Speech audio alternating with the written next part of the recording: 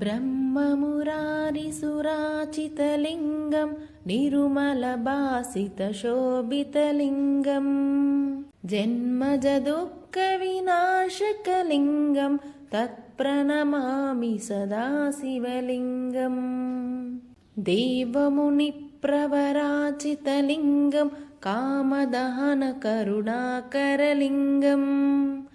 रावणदर्पविनाशनलिङ्गं तत्प्रणमामि सदा शिवलिङ्गम्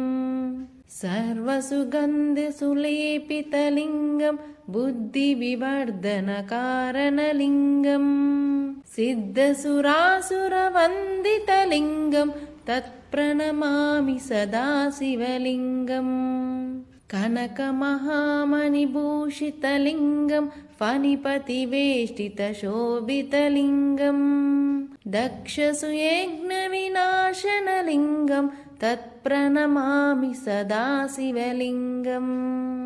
कुङ्कुमचन्दनलेपितलिङ्गं पङ्कजहारसुशोभितलिङ्गम् सञ्चितपापविनाशनलिङ्गं तत्प्रणमामि सदा शिवलिङ्गम् देवगणार्चितसेवितलिङ्गं भावैर्भक्तिविरेचितलिङ्गम् दिनकरकोटिप्रभाकरलिङ्गं तत्प्रणमामि सदा शिवलिङ्गम् अष्टदलोपरिवेष्टितलिङ्गं सर्वसमुद्भवकारणलिङ्गम् अष्टदरिद्रविनाशनलिङ्गं तत्प्रणमामि सदा शिवलिङ्गम् सुरगुरसुरवरपूजितलिङ्गं सुरवनपुष्पसदार्चितलिङ्गम्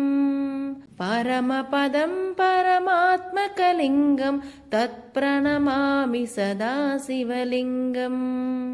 लिङ्गाष्टकम् इदं पुण्यं यत् पठेचित शिवसन्निधौ शिवलोकमहाप्रोक्ते शिवेन सह होगते।